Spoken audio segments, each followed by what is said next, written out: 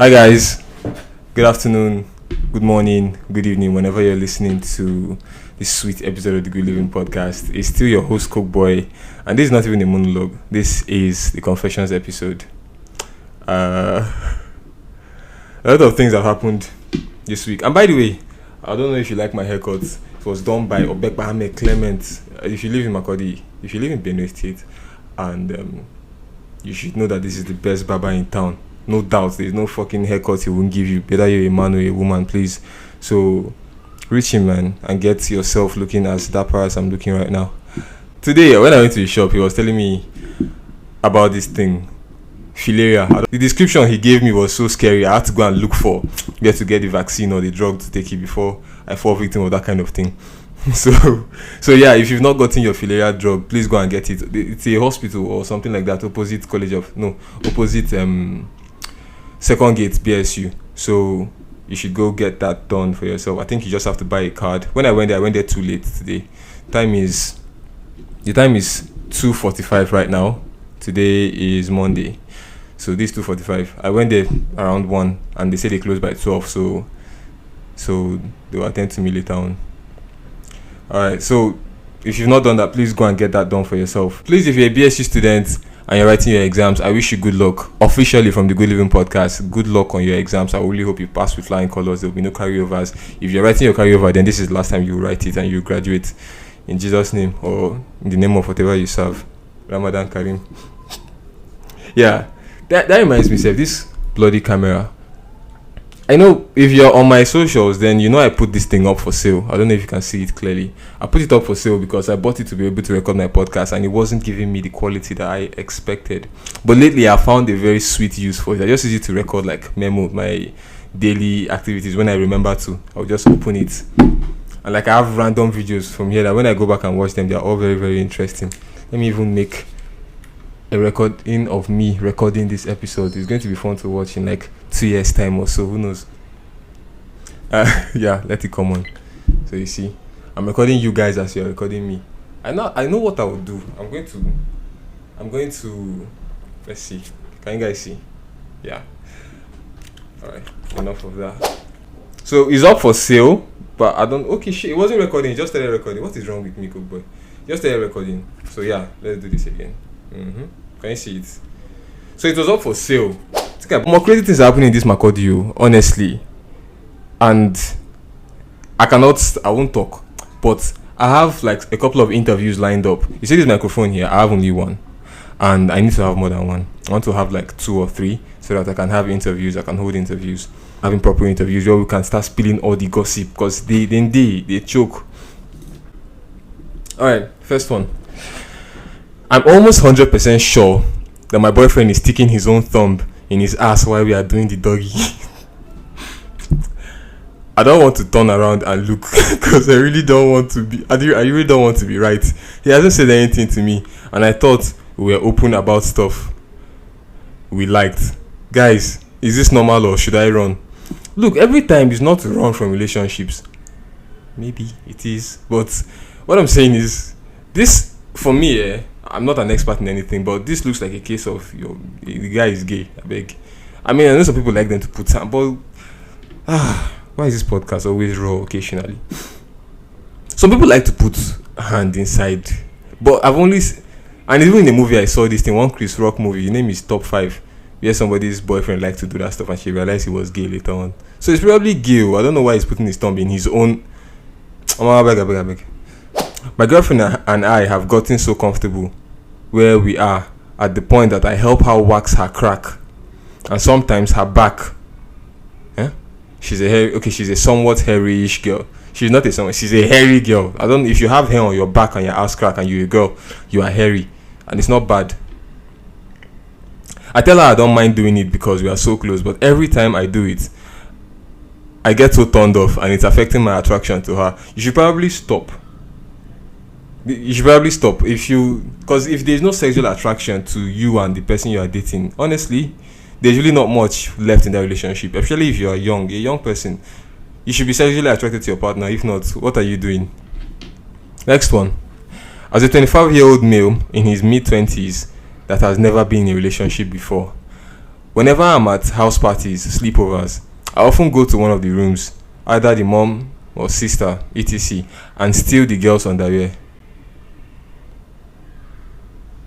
Let's move on.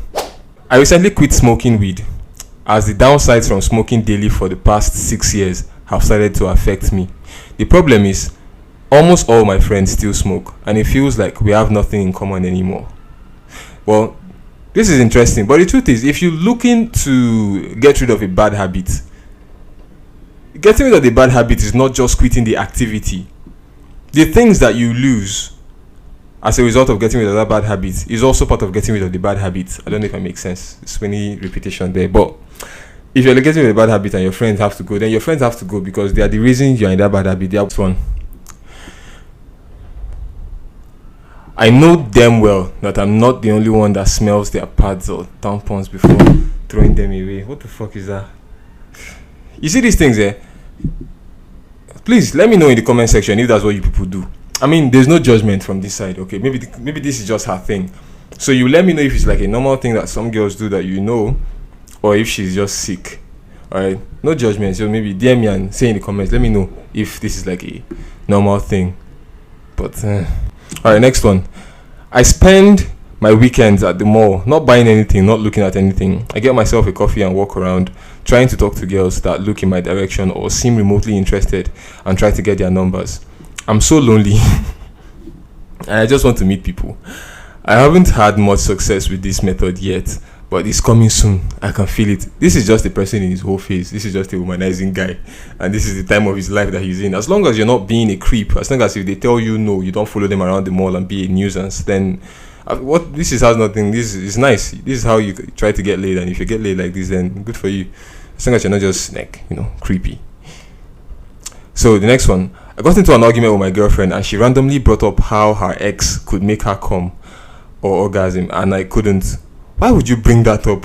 That's not even the subject. She hurt my feelings, bro. Not gonna lie. She apologized after, but the wound is real deep. The wound is real deep now. That would be real deep. I mean, I would have said I feel your pain, but I don't feel this pain. But that's a very hurtful thing, especially when the argument is not even about sex. In any insult you give a man that affects his masculinity is extremely hurtful, and girls know this, women know this, and that's why if they can't win an argument with you, they will look for something wild to say to just throw you off. And yeah, that's what she did here. She apologized later, but that's a very deep cut. So please, if you love somebody, you shouldn't use their insecurities to badger them. It's quite hurtful. Yeah. Next one. My sister thought she was home alone, so I heard her moan while she was using her vibrator. I'm not going to lie, I was turned on a bit. Yes, you people. I slowly stroked my dick. What the fuck is wrong with you people? This is your sister, this incest kids. This is why people will grow up, and then when you get married, you go and give birth to an imbecile or somebody with Down syndrome. And you'll be wondering what God did to you, but you're fucking your sister.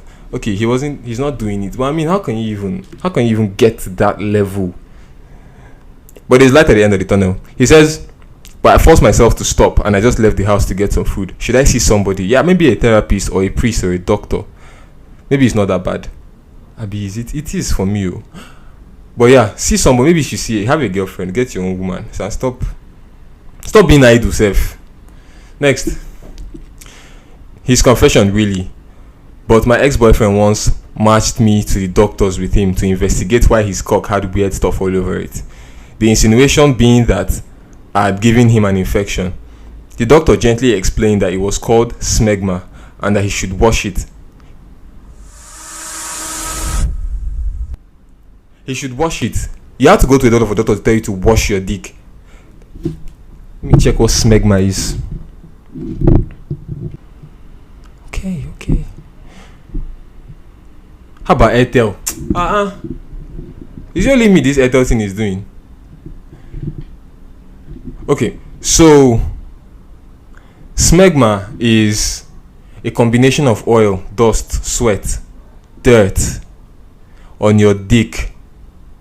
Like oil, sweat, and all those things form a layer, and it looks funny. And all you have to do is clean yourself up often enough so it doesn't accumulate. Does he live in a desert? How can Dirty fucking bastard. And then you have to drag his girlfriend over to the doctor for him to realize that, oh bros, you have to be washing your penis. So how stupid can some people be? Calm down, good boy. But this is annoying. Then he now dragged her because he thought that he gave him an infection. You infected yourself, fool. Next up. Admin, hi. I'm dating this girl. We've been together for a couple of months now, but I'm drained, honestly. This girl is loose, admin. The guy is complaining bitterly. This girl is loose. She's an easy catch. Like, literally every guy that approaches her wins either her number or IG handles. Lately, I've noticed she's talking to this other guy on Instagram, and they exchange numbers. I think it's time I cut my losses and move on. I've secretly developed hatred towards her, and I can't stand it.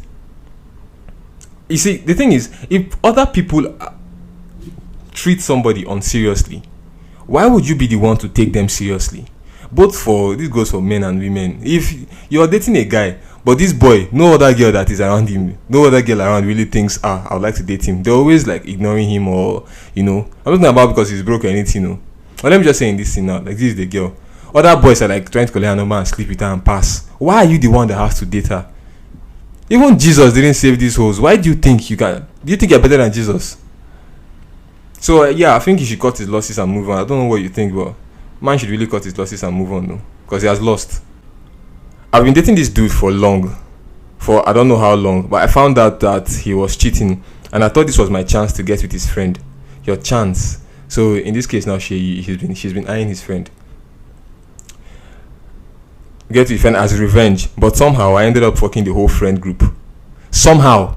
Yeah, like you didn't know. You're like, okay, Johnson is you I want to revenge with, so come, let's have sex. Oh my god, James, John, what are all your penises doing inside me? Yeah, nice one, no? Mumu. At the same time, now I'm preggy, and I don't know whose child it is. Admin, please, what do I do? What should you do? Why would you put this level of fuckery on top somebody else and ask them what you should do? I think this is the final one. I'm doing my final year maths and physics, and guys, I'm drowning every day. I'm drowning. Every day after lecture session, I cry because I get even more confused. I attend extra lessons. I don't even have time to breathe. But still, my marks and understanding are not improving.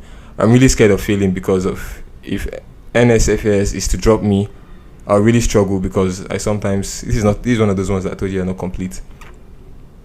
I mean, see, now there are students in BSU writing exam, and you have students in town. Look, school is not the end of your life, fool. I'm a living proof that I've not served. People who know me know that I'm supposed to have gone for service. But my case might be different from your own. It's not like I failed in school. But the thing is, your life path is not always dependent on how you do in uni. In fact, more than 90% of the time, it is not. You don't read what you learn in school. And so if you're a good person naturally, and you have a plan, you're a driven person naturally, you make it either way, school or no school. And if you keep yourself that mindset, just know that you have to deliver. So if you're in school, put in your best. Whatever happens. Just do your best to finish when you're supposed to finish, or finish regardless, even if it takes an extra year or two.